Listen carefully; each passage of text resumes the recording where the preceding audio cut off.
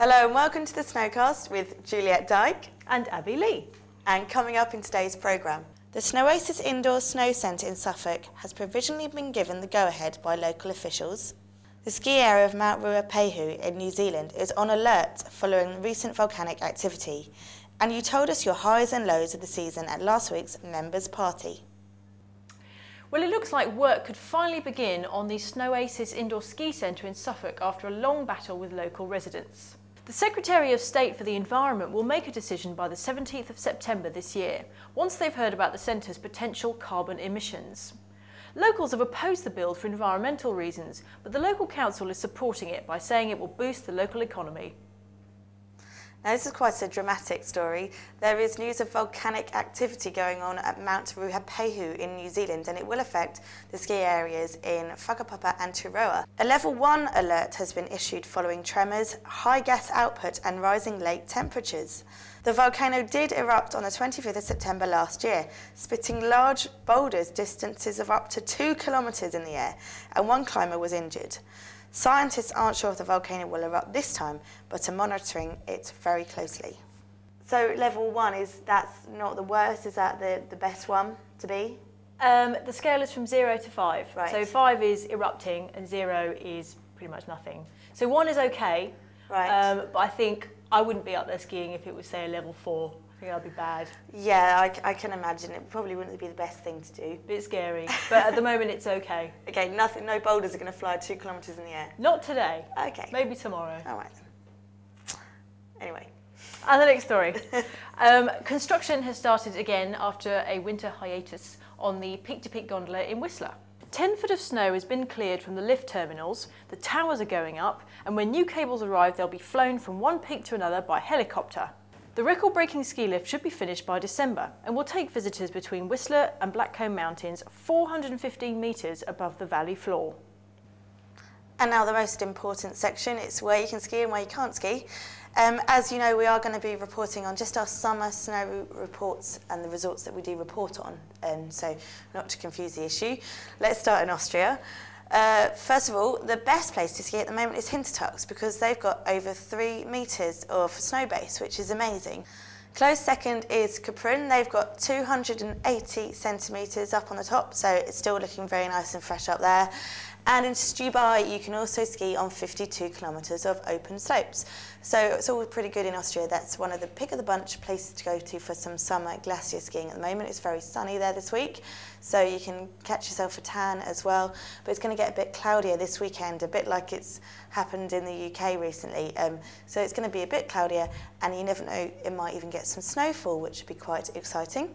And in France, at the moment on the resorts that we report on, you can't ski in any of them because Tignes has now closed. It closed on the 11th of May. But it looks like Tignes, Val d'Isère and Le Désert are all going to open from mid to late June.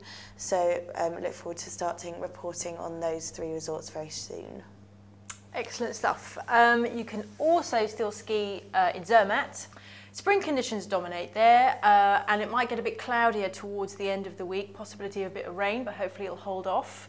Zasve is also due to open in mid-June, which will add another glacier destination if you're heading to Switzerland in the next few weeks.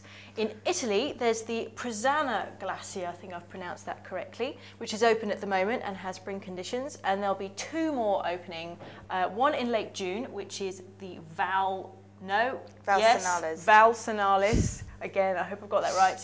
And Trevino will be opening in early July. So that's good. Juliette's strong point is remembering the snow reports. I have to say I struggle a little bit, but we're going to keep going. North America, Blackcomb Glacier is open as always, and they've had a recent dusting of snow, which is excellent.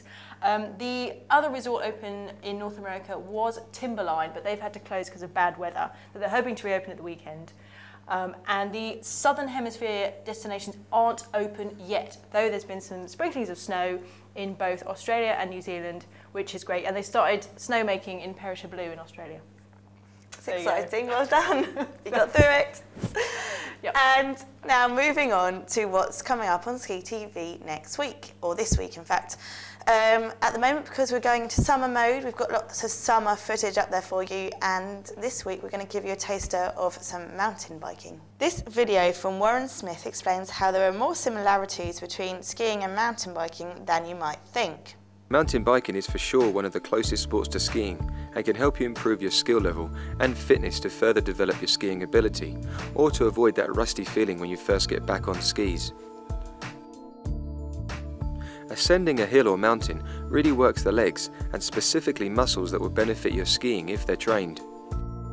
Also, descending and handling the ever-changing terrain will put you in an environment identical to skiing and teach you to handle speeds, balance dynamically, and carve around bends in a very similar way. And finally, we saw lots of you at the end of season members party last week in Wandsworth. It was a great night and our camera crew were there to get some of your season highlights on film. Yeah, I went with Alzette, Verbier twice, Morzine. And it was excellent. My point, pretty much that actually, first run of the day. I managed to jump about that much off the ground on a snowboard. That was quite exciting. I mean, not stunning, but quite exciting for me. Skiing down on the last day on a perfect pitch of fresh powder, and I don't know, I think I counted it 50 turns. I guess the highlight of my ski season was being able to ski with my dog, and we used to park her at the bottom of the slope and she could come running along, and we'd sort of climb up and she could ski along with us. And she got very excited and fell over a lot, and she really enjoyed it. Sum my season up in one word. Gripped. Lots of snow. Phenomenal. Powder.